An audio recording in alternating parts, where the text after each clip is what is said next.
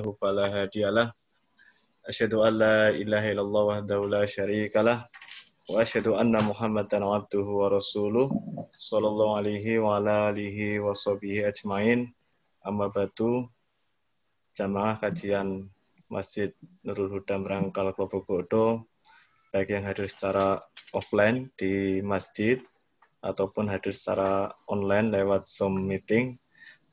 Alhamdulillah pada hari ini, hari Selasa malam Rabu, kita bisa melanjutkan kembali aktivitas kajian kita, kajian Zoom, kajian online, dan kita bisa bertemu kembali dengan Profesor Dr.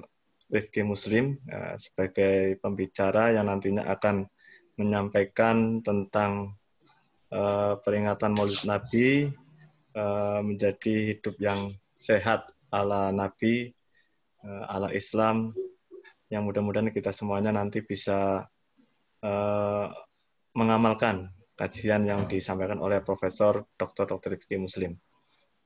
Sebelum kajian dimulai, saya ingin menyampaikan kegiatan pendidikan yang ada di Merangkal secara grand design yang mungkin nanti oleh Bapak Ibu bisa dilihat dari slide yang saya sampaikan.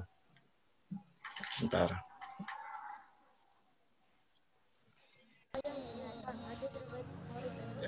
Penjelasan di sini bahwa kita harus berniat sebelum Bentar.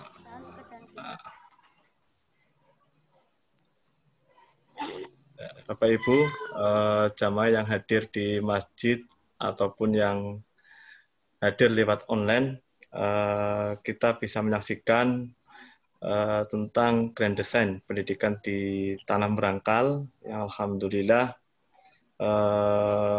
ini saya ambil dari gambaran tentang set plan ke depan.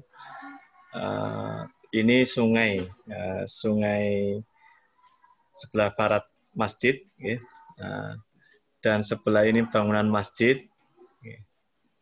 Nah, di Merangkal kita sudah ada MI Muhammadiyah Merangkal Klobogodo yang secara siswa di Kecamatan Gombong kita termasuk siswa yang paling gemuk. Ini salah satu foto kegiatan tentang outbound family sebelum pandemi kemarin. Jadi di situ Ahad 6 Oktober 2019 kita mengadakan outbound family, dan acara ini yang paling dirindukan oleh wali murid. Bapak Ibu, untuk siswa kita sekarang adalah 385, dan yang sudah daftar fix masuk, ya, bukan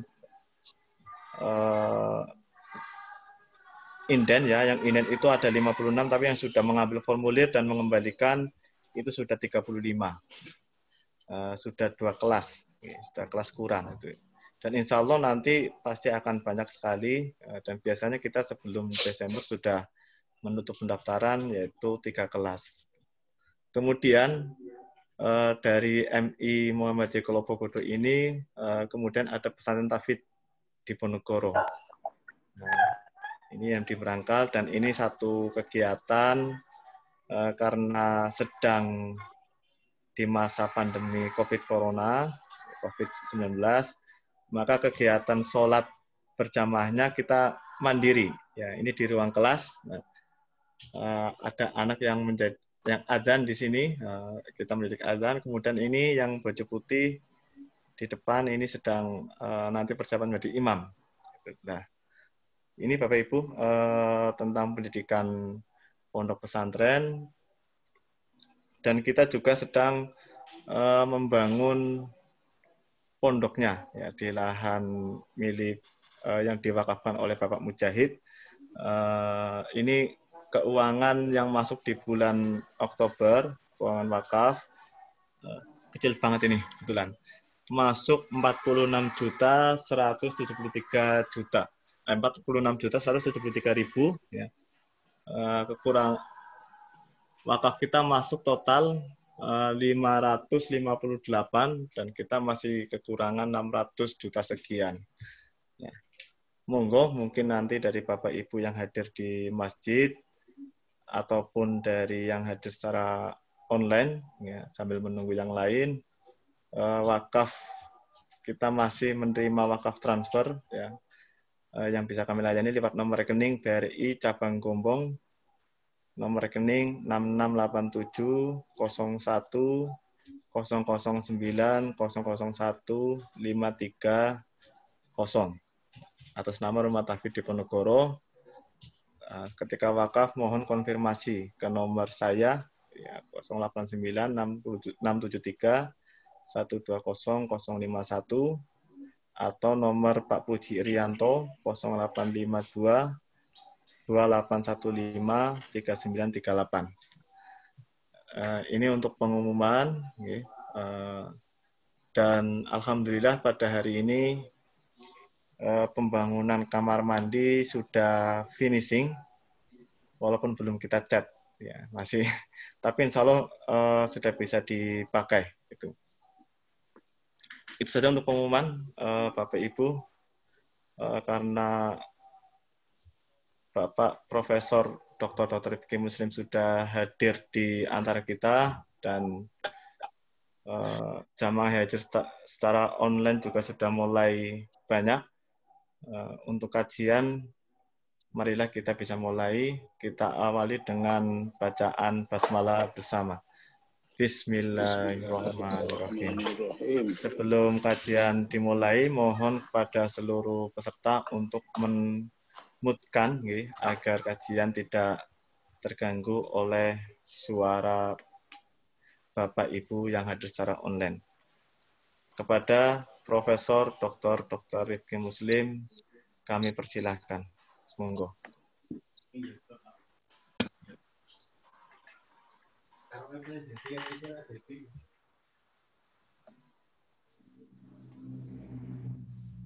Assalamualaikum warahmatullahi wabarakatuh. Saudara-saudaraku semua, baik yang ada di Brangkal, Wonogodo, Gombong, maupun di tempat-tempat lain, di Semarang, dan sebagainya. Alhamdulillah, kita sampai pada bulan Maulud. Ya, makanya di mana-mana ada orang merayakan Mauludan dan sebagainya. Marilah kita merayakan Maulud Nabi atau menyambat Maulud Nabi itu dengan cara yang lebih bermanfaat, insya Allah. Kalau ada yang menyambut Maulud Nabi sekedar ya sholawatan, pakai terbangan dan sebagainya, kemudian ada tausiah, itu bagus. Tapi barangkali lebih bagus lagi kalau kita menghayati apa yang diajarkan oleh Rasulullah. Itu saya kira lebih bagus lagi gitu. Nah, untuk ini maka kita belajar bagaimana Rasulullah mengajarkan hidup sehat pada kita. Mudah-mudahan yang sedikit ini bisa ada manfaatnya untuk kita semua. Saya kira kita semua tahu bahwa Quran surat Al-Asr, wa ma atakumur rasulu fahuduhu wa ma nahakum anhu fantahu wattaqullah innallaha syadidul iqab. Akhir dari Al-Asr 7 ya. Apa yang diberikan oleh Rasul kepadamu, maka terimalah. Dan apa yang dilarang, maka tinggalkanlah. Bertawakallah pada Allah. Sungguh Allah amat keras hukumannya. Ya, jadi Rasulullah itu membawa sesuatu, kita terima. Karena perintahnya begitu dari Al-Quran. Ya, ini lebih jelas lagi dalam Al-Ahzab. Laqad kana lakum fi Rasulillahi uswatun hasanah liman kana yarjullaha wal yaumil akhir wa dzakarallaha katsira. Sungguhnya telah ada pada diri Rasulullah itu suri teladan yang baik bagimu, yaitu bagi orang-orang yang mengharap rahmat Allah dan kedatangan hari kiamat, dan dia banyak mengingat Allah. Jadi kalau kita mencontoh apa yang telah dilakukan oleh Rasulullah, yang kali ini kita bicara tentang supaya kita hidup sehat, maka insya Allah kita mendapat rahmat dari Allah. Rahmat itu berupa satu pahala karena kita mengerjakan apa yang diperintahkan oleh Allah dalam Al-Quran, ati'ullah wa ati'ur Rasul, ya, itu kita mengerjakan, insya Allah kita dapat pahala.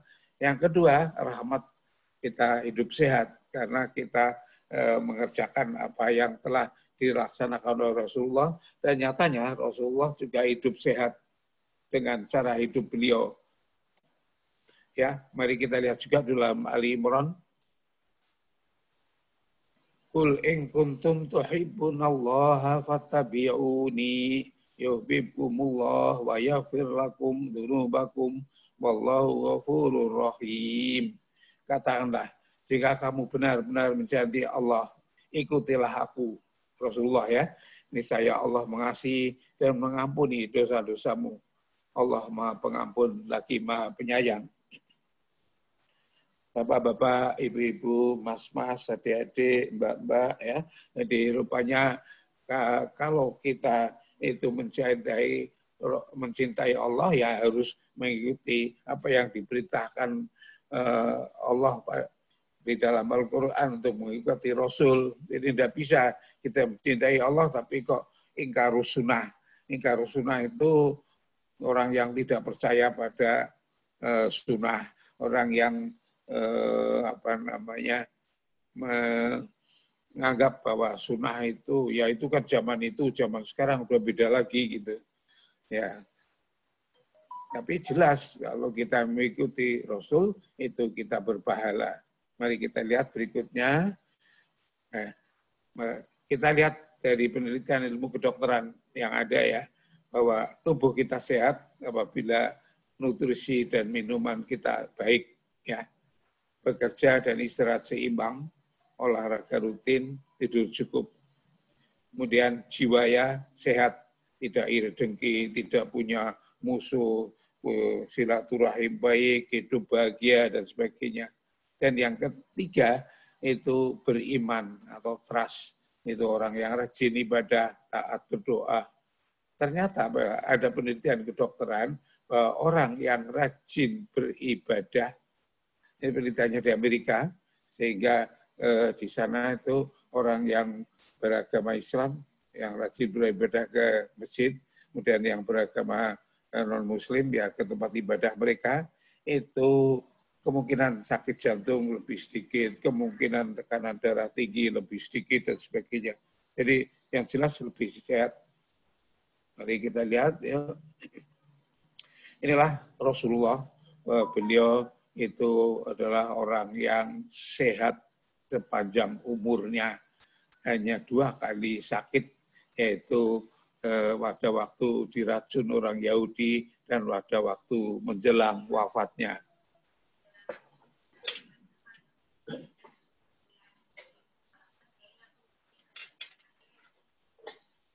Jadi ceritanya suatu saat ada orang di Madinah, orang wanita Yahudi yang ngakunya si syukuran atau apa, dan makanannya dibawa ke masjid tempat Rasulullah lagi mengajarkan pada murid-muridnya. Dan Rasulullah itu husnudzon, jadi tidak curiga karena orang Yahudi itu juga orang yang dikenal tetangga di situ. Jadi makan. Ternyata bahwa sahabat yang makan makanan itu meninggal. Dan Rasulullah hanya sakit. Ya Alhamdulillah, karena Rasulullah itu kesehatannya bagus, beliau diracun hanya sakit saja, tapi tidak sampai meninggal. Dan sakit kedua pada waktu Rasulullah mau wafat. Rasulullah itu umurnya panjang, yaitu 63 tahun kalau pakai tahun Komariah, atau 61 tahun kalau pakai tahun Samsiah. Tahun Samsiah itu Januari, Februari itu tahun Samsiah, ya. Kalau tahun Komariah, ya Syawal, Dzulqa'dah besar itu tahun Komariah, ya. Jadi 61 tahun. Loh, kok 61 tahun panjang umur tuh? Ya dilihat pada waktu itu, 15 abad yang lalu. Coba bayangin, zaman sekarang aja masih banyak orang yang hidupnya tidak sampai 60 tahun. Nggak percaya, monggo dilihat ini angka harapan hidup ini tahun 2018. Ternyata di Afrika Tengah itu rata-rata hidup hanya 52 tahun. 52 tahun mati. Nigeria sama 56 tahun. Yaman 63. Indonesia alhamdulillah 71 sekarang. Indonesia kira-kira 50 tahun yang lalu, zaman saya masih mahasiswa, atau mungkin baru lulus ya, itu angka harapan hidup di Indonesia masih kurang dari 60, jadi masih 50 sekian. Ya, makanya pada zaman itu, yang orang namanya pensiun, itu kelihatannya sudah tuyuk-tuyuk gitu ya. Pensiun kan umur 55 tahun gitu ya. Itu sudah susah jalan pada waktu itu. Tapi sekarang orang pensiun 55-58 tahun kelihatan masih gagah dan sebagainya. Oke, jadi kita terusin. Kenapa Rasulullah sehat dan panjang umur? Karena beliau jiwanya sehat. Beliau itu orang yang tidak stres, tidak cemas, tidak pemarah, silaturahimnya baik, jiwanya stabil, dan positive thinking, berpikir positif, usaha maksimal, dan tawakal. Apa itu positive thinking? Jadi positive thinking itu berpikir sesuatu diambil dari kebaikannya. Jadi mirip dengan husnudon atau bersangka baik, tapi walaupun tidak persis sama, ya, positive thinking. Jadi katakanlah sekarang pandemi COVID, kalau kita berpikir negatif, waduh menakutkan sekali, nanti kita mati, nanti tidak ada pandemi ya, kalau payah mati ya mati.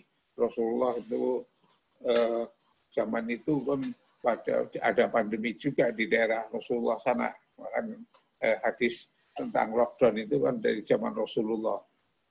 Ya, jadi yang namanya positive thinking itu berbicara positifnya dari sesuatu keadaan. Katakanlah sekarang positive thinking pada zaman ada COVID seperti ini, pandemi.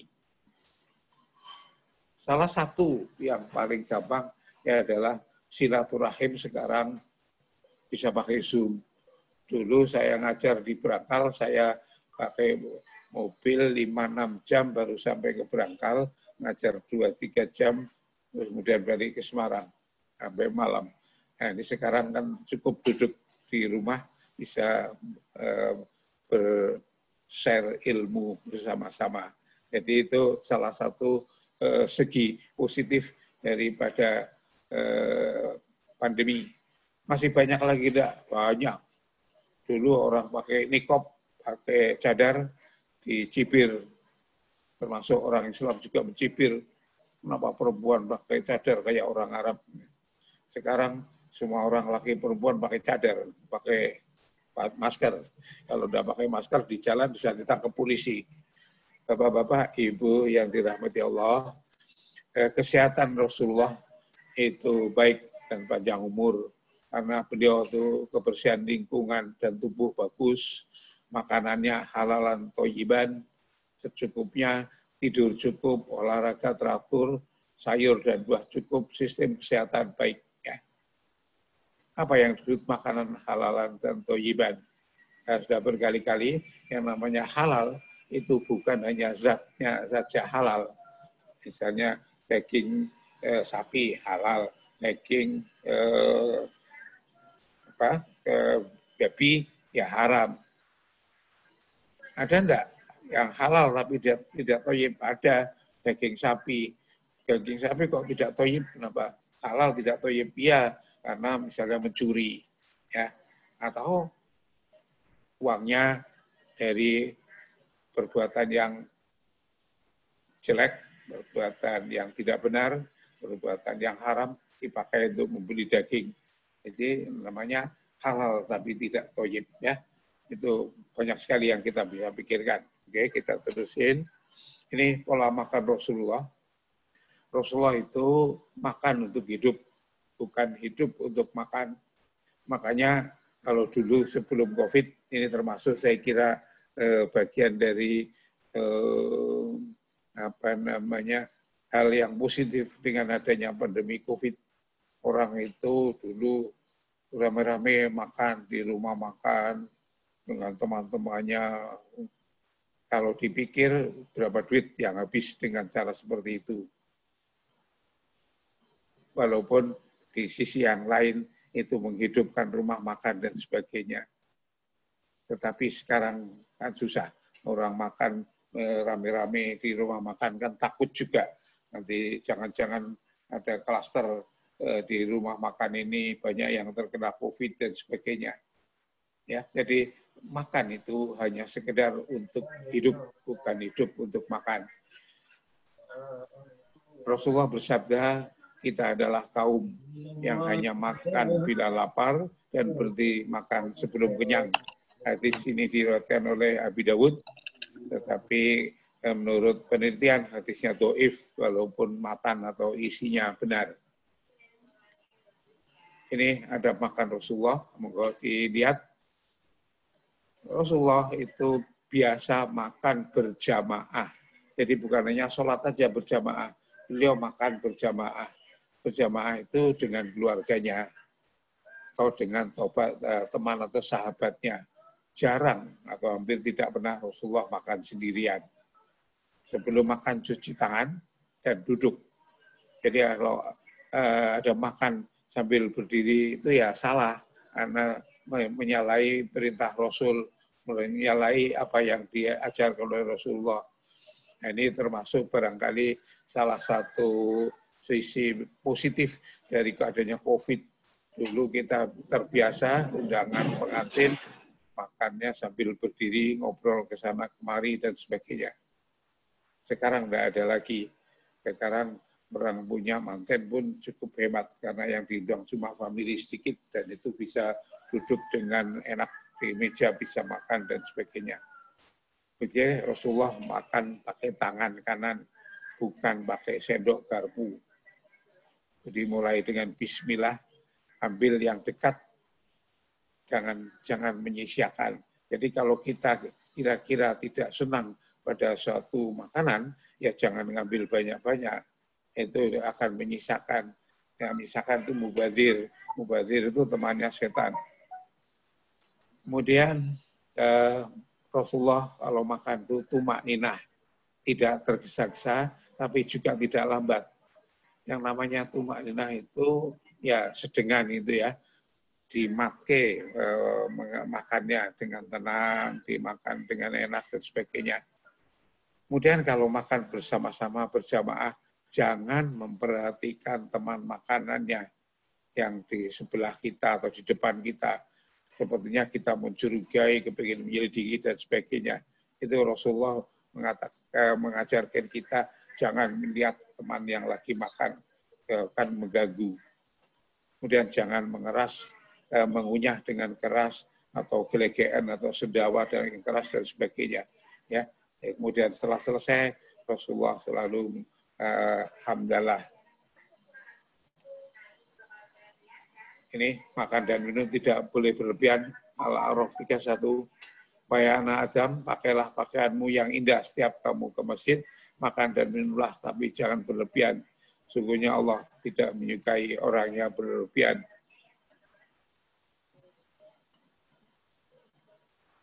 Ini makanan Rasulullah. Ternyata makanan Rasulullah itu persis seperti pola makan zaman sekarang, yaitu 4 sehat 5 sempurna.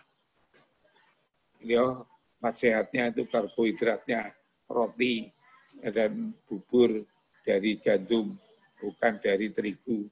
Karena gandum itu menyebabkan pencernaan lebih bagus dan gizinya lebih baik daripada roti terigu. Kemudian protein, Rasulullah juga mengkonsumsi daging. Beliau sangat suka daging kambing, tapi daging unta sapi juga nggak apa-apa. Kemudian beliau juga mengkonsumsi ikan. Beliau mengkonsumsi sayur mayur. Jadi kalau ada yang tanya orang nanti daging kambing itu tekanan darahnya naik, ya udahlah biasa aja, nggak apa-apa. Tekanan darah naik bukan karena daging kambingnya, karena sebab lain. Kemudian buah, beliau selalu mengkonsumsi kurma, telinga, anggur, buah tin, dan sebagainya. Susu, susu sapi, kambing, unta, terutama susu kambing sama susu unta. Bapak-bapak, ibu-ibu yang dirahmati Allah, inilah pola makanan sehari-hari Rasulullah. Begitu bangun tidur, beliau membersihkan diri, juga termasuk sikat gigi atau siwak. Beliau minum air putih dan madu 1 sendok. Pada waktu duha, makan 7 biji kurma ajwa. Kemudian pada siang hari, roti dan dengan lauk, daging, ada cuka, minyak zaitun, dan sebagainya. Kemudian pada malam harinya pakai roti dan sayur. Selain itu juga susu dan buah selalu ada. Jadi itulah saya kira makanan Rasulullah. Bagaimana tidur Rasulullah? Rasulullah itu punya pola tidur yang persis sama dengan pola kedokteran yang ada sekarang.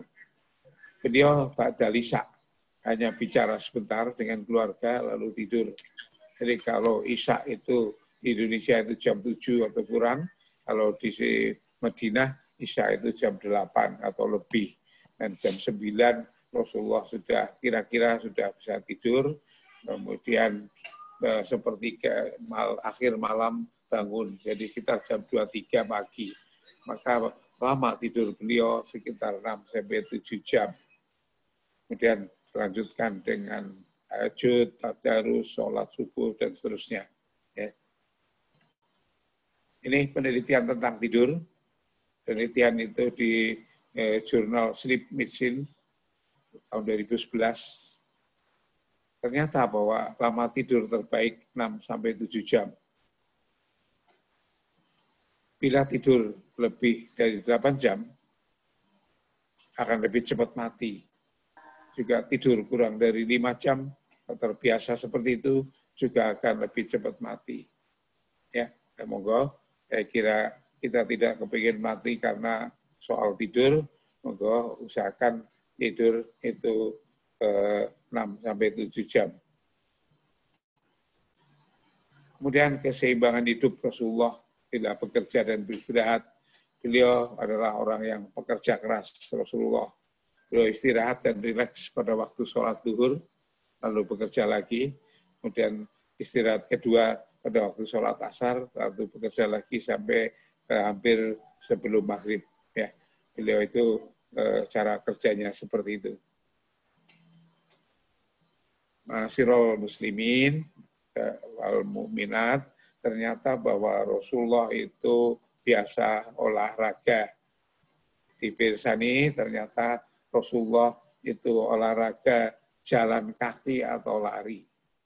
Pada waktu muda jalan kaki dan lari. Setelah sepuh ya hanya jalan kaki aja, sudah tidak lari. Berkuda, memanah, main pedang, lempar lembing atau tombak, gulat, itu semua adalah persiapan kalau sewaktu-waktu diserang oleh kaum Quraisy. Dan berenang juga. Jadi itulah saya kira olahraga-olahraga yang diajarkan oleh Rasulullah. Maka sekarang di kota-kota besar, grup panahan itu sudah mulai banyak yang diinisiasi oleh remaja masjid, remaja kampus, dan sebagainya. Ya. Jadi latihan panah. Jadi tujuannya untuk olahraga karena Rasulullah mengajarkan olahraga panah. Beliau ternyata pada waktu muda suka gulat juga. Karena suatu kali dalam sejarah Rasulullah di Sirah Nabawiyah itu Rasulullah ya sepertinya ditantang gulat oleh pegulat profesional di Madinah waktu itu. Ya, Rasulullah mau aja ditantang. Ya, ternyata ya ini gulatnya kan gulat olahraga, bukan gulat untuk hidup mati gitu ya. Ternyata bahwa si pegulat profesional itu menang karena Rasulullah memang bukan latihan tiap jam untuk gulat, tetapi gulat hanya sebagai hobi aja. Kemudian berenang, saya kira ada yang tanya, loh, Madinah apa ada sumur? Ada. Madinah itu banyak Zaman itu memang banyak tempat yang disebut wadi, ada wadi Fatimah, wadi ini, wadi itu, yang kayak kolam bisa untuk renang. Dan Madinah juga tidak terlalu jauh ke laut, dengan ada jalan tembus sehingga dari Madinah ke laut itu ya mungkin berapa 30 kiloan kira-kira, jadi bisa untuk renang dan sebagainya.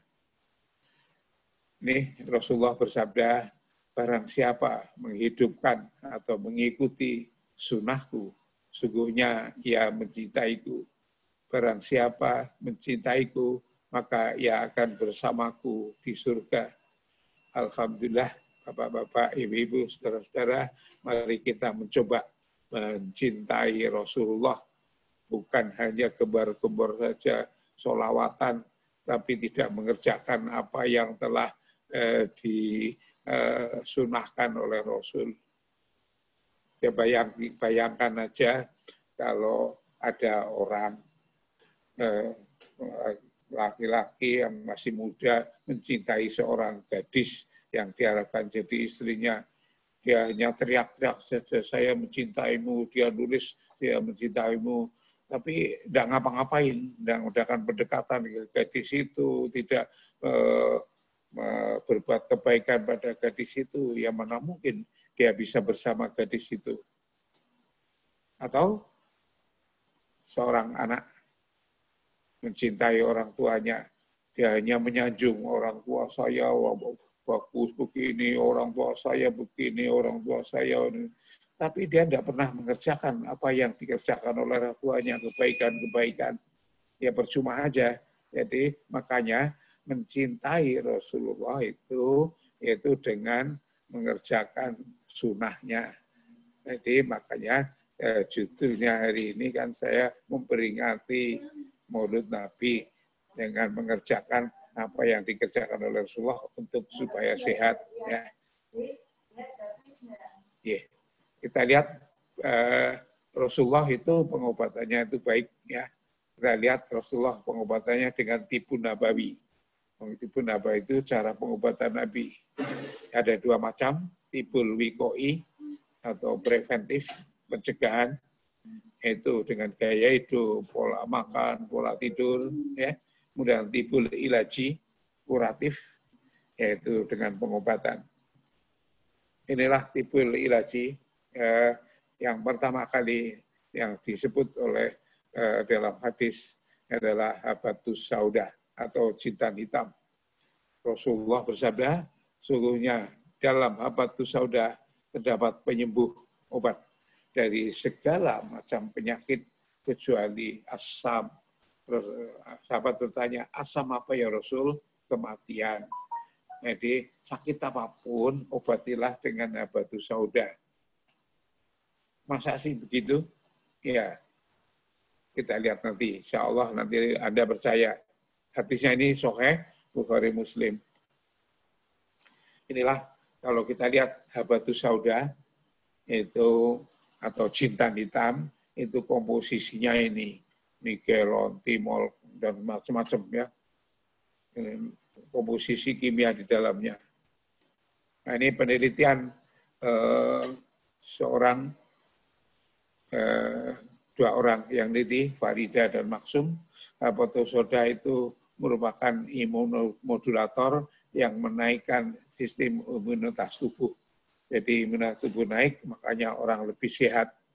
Jadi salah satu cara supaya insya Allah tidak terkena COVID pada saat ini adalah mengkonsumsi habatus sauda.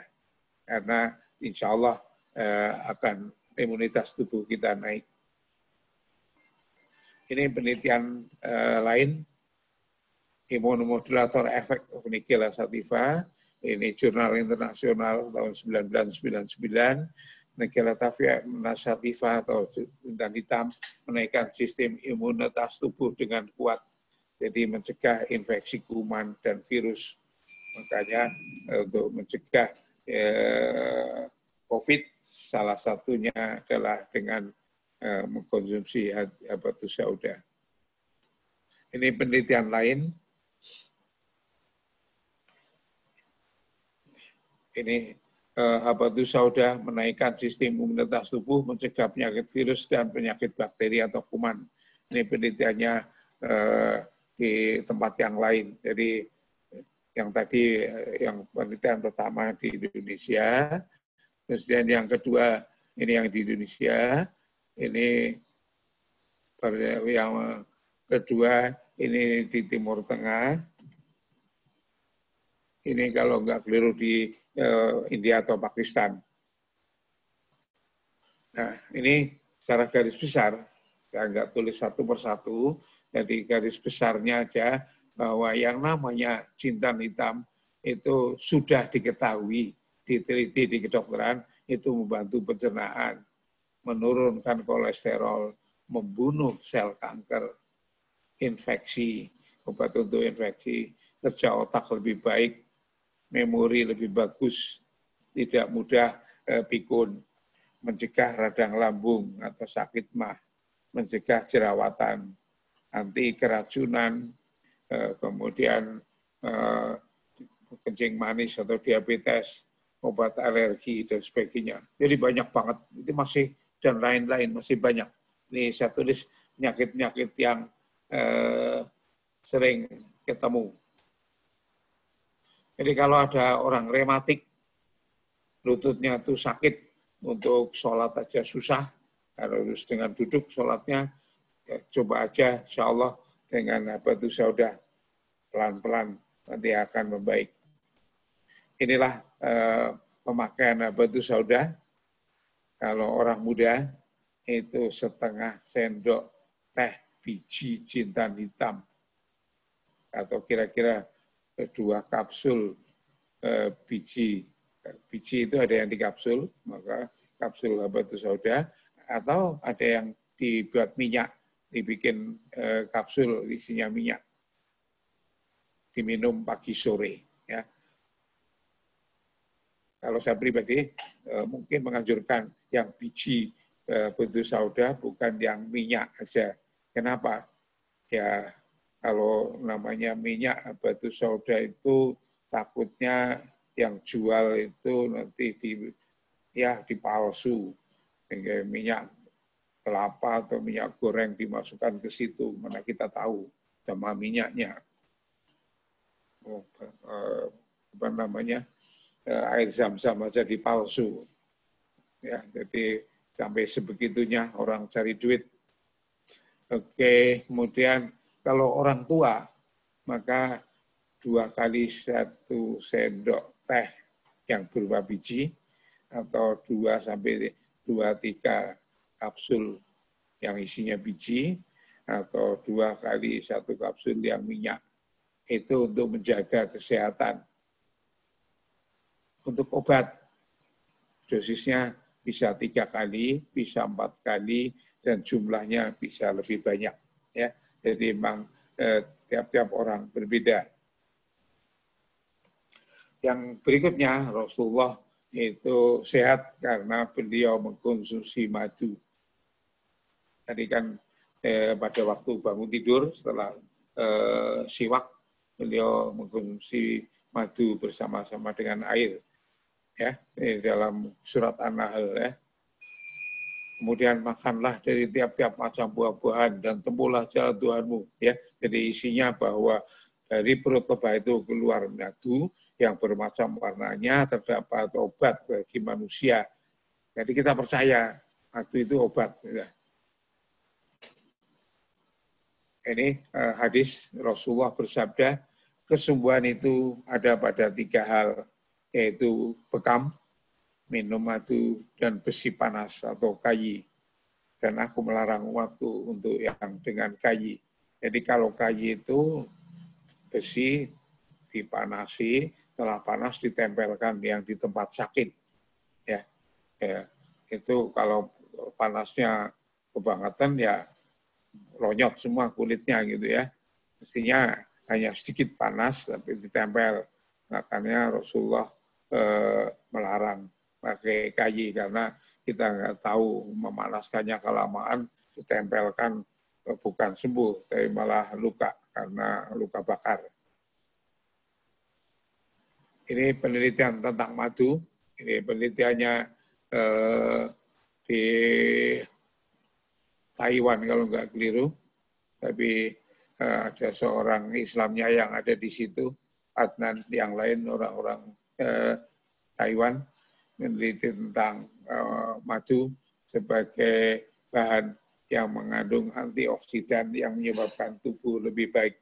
Jadi antioksidan itu memperbaiki sel tubuh kita yang rusak. Jadi kalau sakit, kalau ada penyakit, itu kan sel-sel tubuhnya rusak. Nah, ini yang memperbaiki adalah antioksidannya ini. Ini penelitian di Afrika. Jadi madu itu sebagai antimikroba, jadi kuman-kuman ya, antivirus, mencegah peradangan, antioksidan, menaikkan sistem imun tubuh. Ya, khasiat madunya banyak. Kemudian penelitian lain tentang madu dicampur dengan propolis, ya, itu menaikkan imunitas tubuh secara bermakna, jadi mencegah COVID dan infeksi yang lain. Kemudian kurma sebagai obat, saya kira kita sudah sering dengar Rasulullah bersabda, sungguhnya dalam kurma ajwa terdapat obat dan anti racun. Hadisnya dari Imam Muslim. Ya, apa hanya kurma ajwa aja yang terdapat obat? Ternyata enggak. Ini penelitiannya ini. Ternyata bahwa kurma matang, walaupun bukan ajwa, itu mengandung polifenol tinggi, mencegah kerusakan sel akibat radikal bebas, menaikkan kekebalan tubuh. Ya, jadi makanlah kurma supaya cepat sehat. Kemudian penelitian dimasukkan dalam majalah kedokteran yang di Amerika, Healthline USA 2018, manfaat kesehatan dari kurma, sangat bergizi, tinggi serat, tinggi antioksidan, meningkatkan fungsi otak, mencegah Alzheimer atau pikun, energi yang kuat, pemanis alam yang sehat, baik untuk kesehatan tulang. Ya, banyak sekali kebaikan daripada kurma yang diakui oleh peneliti-peneliti kedokteran yang di seluruh dunia. Kemudian minyak zaitun atau olive oil, Rasulullah bersabda, konsumsilah minyak zaitun dan gunakan sebagai minyak rambut karena berasal dari pohon yang diberkahi. Ya, hadisnya gini, tapi alasan kedokterannya ternyata benar. Ini penelitian kedokterannya. Ternyata bahwa minyak zaitun untuk mencegah inflamasi, menaikkan sistem imunitas tubuh. Ya, mencegah inflamasi itu mencegah timbul radang. Kemudian di majalah Healthline Amerika tahun 2018 juga, manfaat minyak zaitun mengandung antioksidan yang tinggi, antiinflamasi, anti peradangan, mencegah stroke, melindungi jantung, mencegah Alzheimer, anti rheumatoid arthritis. Ya, jadi rematik pada tulang-tulang. Kemudian air zam-zam, sebaik-baik air di muka bumi adalah air zam-zam. Dalam terdapat makanan yang menyehatkan dan obat bagi penyakit.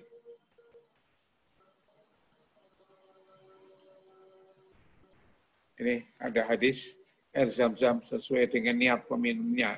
Bila diniatkan untuk obat, maka memberi kesembuhan. Bila diminum karena lapar, maka mengenyangkan. Hadis riwayat Ibnu Majah. Ini penelitian tentang zam-zam. Air zam-zam itu mencegah penyakit diabetes, kerusakan ginjal, kerusakan liver. Ya, paling sedikit kalau dikonsumsi terus-menerus mencegah supaya ginjalnya tidak makin rusak, kemudian livernya tidak makin parah dan sebagainya. Ini penelitian lain tentang air zam-zam. punya efek onkolitik, membunuh sel kanker, menaikkan jumlah limfosit, menaikkan imunitas tubuh. Itulah Bapak-bapak, Ibu-ibu yang dirahmati Allah. Jadi kita mududan kali ini dengan juga belajar ittiba Rasulullah untuk menjaga kesehatan dari pola hidupnya, pola kerja, pola makannya, pola tidur, kejiwaan, dan obat tibu nabawi yang dipakai. Kalau kita ikuti semua, insya Allah berpahala, sehat, dan bahagia. Jadi bukan hanya sehat saja, tapi insya Allah berpahala. Yang saya sampaikan, mudah-mudahan ada manfaatnya untuk kita semua. Wa'alafu minkum. Wassalamualaikum warahmatullahi wabarakatuh. Waalaikumsalam warahmatullahi wabarakatuh. Bapak Ibu jamaah yang hadir lewat online atau lewat offline, yang hadir di Masjid Nurul Huda, kajian dari Profesor Dr. Rifki Muslim tentang kesehatan ala Rasulullah SAW ya, untuk memperingati Mauludan Nabi. Ya, kita bersama-sama belajar sehat ala Rasulullah. Dan tadi yang sangat menarik, Prof, bagi saya adalah tujuan makan. Ya. Kebanyakan kita kewalik, hidup untuk makan. Sebenarnya adalah makan untuk hidup.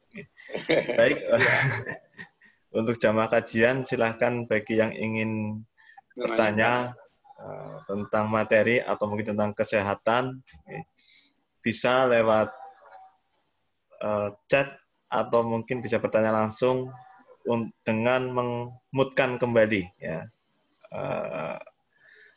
Tadi yang speaker yang sudah saya unmute-kan. Silahkan bagi yang ingin bertanya, kami persilahkan. Yang di masjid, mohon Pak Ratno untuk mewakilkan. Mungkin ada yang ingin bertanya. Rematik atau gimana? Monggo. Bagi yang hadir di online, Bapak Hijan sudah meng-unmute. Mungkin ada yang ingin ditanyakan, silakan.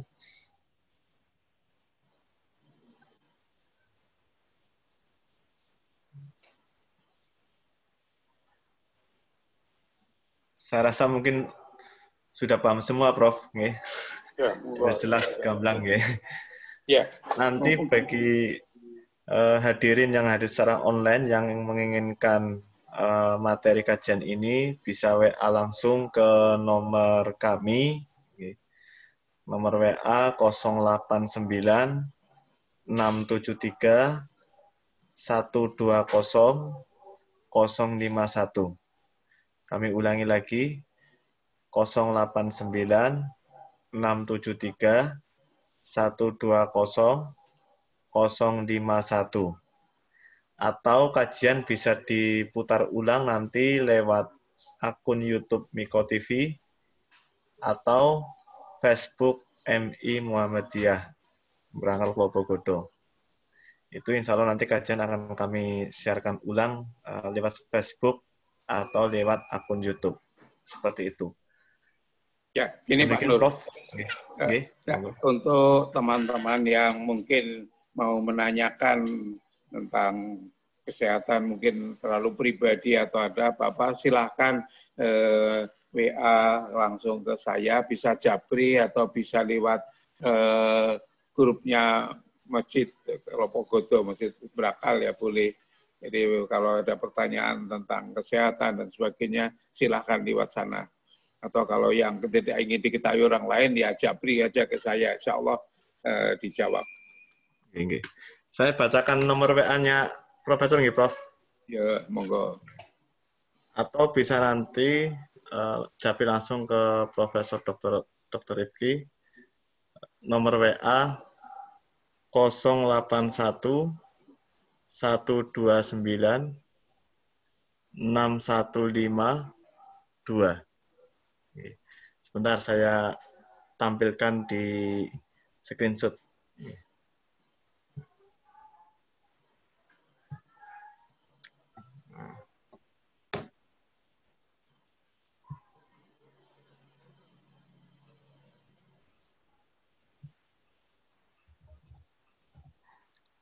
Barangkali ada yang nanti akan menyimpan nomor profesor.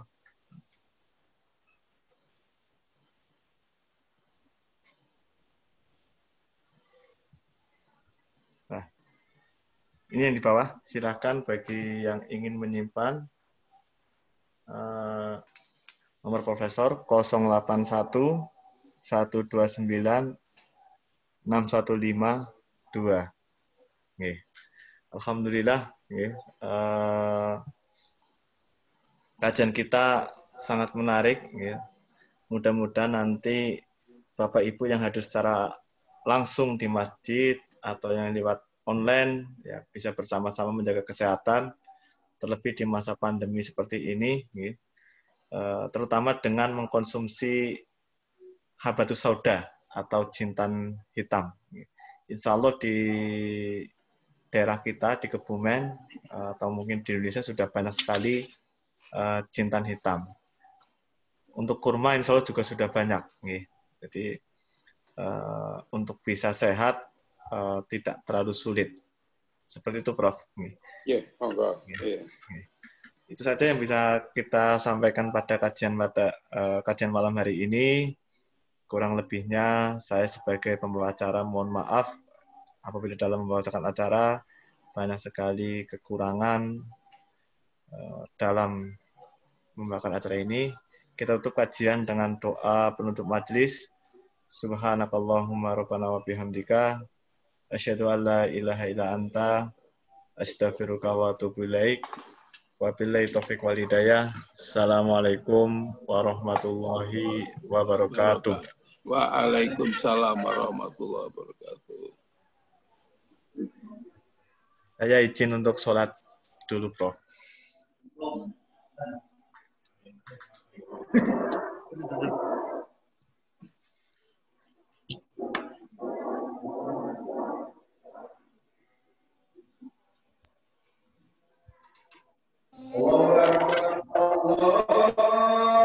Yuk, lakukan semua pekerjaan.